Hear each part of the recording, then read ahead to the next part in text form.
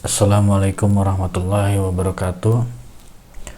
Allahumma sholli ala Sayyidina Muhammadin salatan tunjina biha min jami'il ahwali wal afat wa taqdilana biha jami'al hajat wa tutahhiruna biha min jami'is sayiat wa tarfa'una biha indaka 'ala darajat wa tuballighuna biha aqsal ghayat min jami'il khairati fil hayati wa ba'dal mamat, amma ba'du. Oke guys, mari kita bahas alasan kenapa negara Arab itu kaya raya.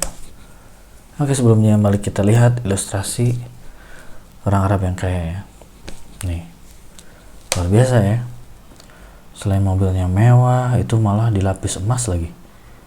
Setahu saya cuma orang Arab yang melapisi mobilnya dengan emas. Saya nggak tahu apa kalau di negara lainnya tuh ada seperti itu apa tidak ya.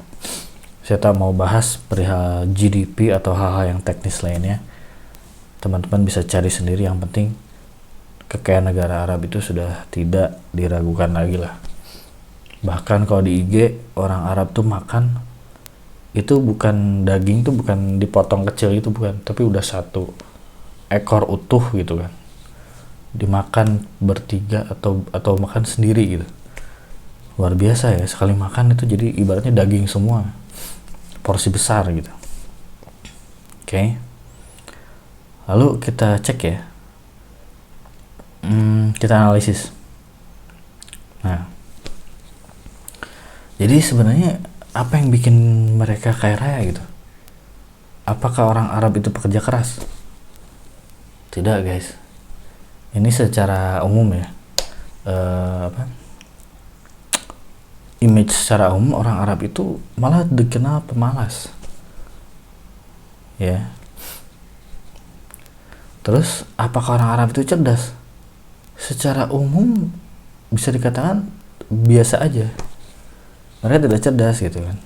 Masih banyak negara lain yang lebih cerdas, itu dianggap lebih cerdas tuh, seperti negara Amerika, negara Inggris, Jerman, dan negara yang maju lain gitu. Jadi sebenarnya pekerja keras enggak gitu kan, cerdas juga enggak, kenapa bisa kaya raya gitu? Kebayang nggak? Terpikirkan tidak?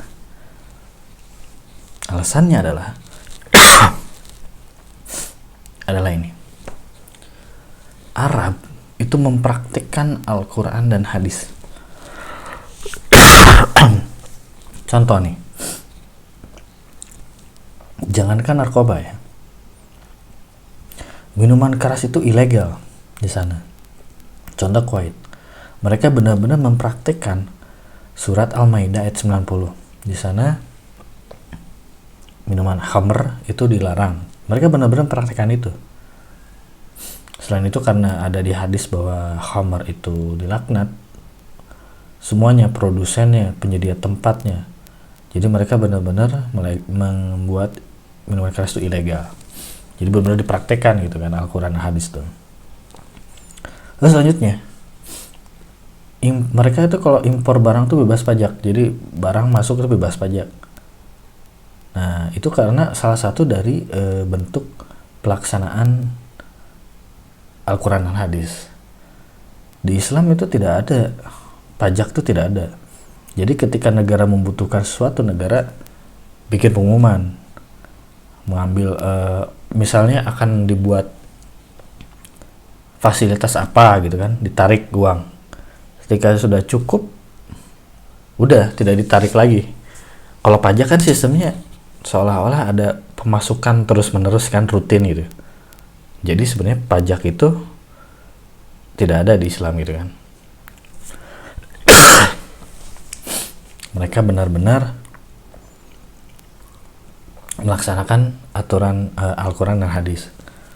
Terbukti di negara Arab, meskipun negaranya gersang, di sana barang banyak karena ini kan efek dari bebas pajak itu kan. Jadi barang banyak, berlimpah, jadi mereka jadi kaya raya gitu kan. Jadi gitu guys. Jadi alasan Arab kaya raya itu adalah karena mereka benar-benar mempraktikkan Al-Quran dan hadis. Jadi bukan karena